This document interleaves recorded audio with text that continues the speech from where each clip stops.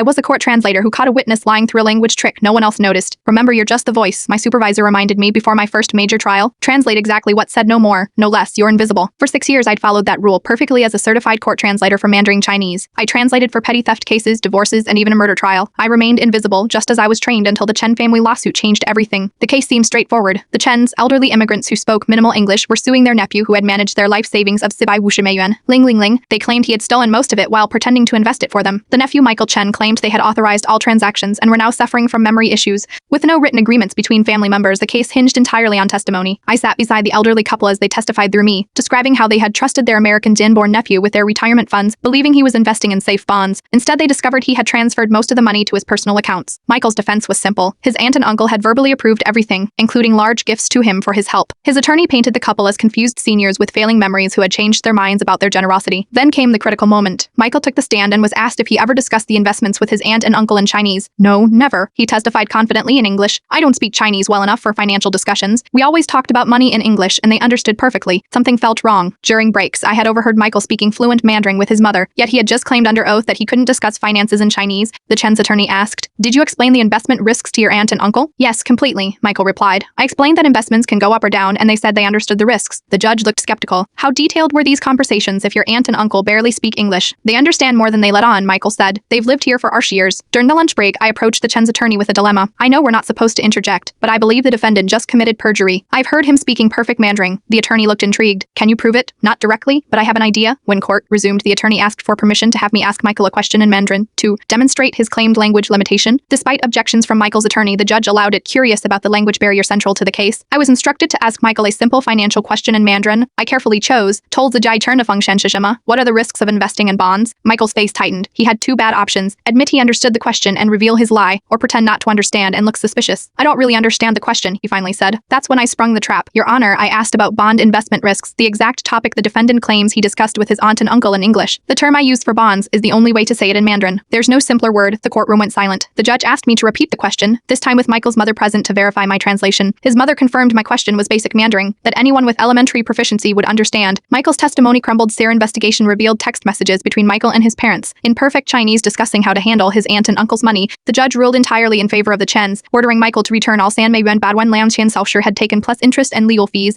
After the trial, the judge called me to her chambers. I feared reprimand for overstepping my role. "Instead," she said, "sometimes being invisible doesn't serve justice. Today you were exactly what this courtroom needed, someone who could see what the rest of us couldn't." The Court Interpreter Certification Board now uses this case in their ethics training, not as an example of what not to do, but as a reminder that sometimes the most important voice in the room is the one that speaks two languages.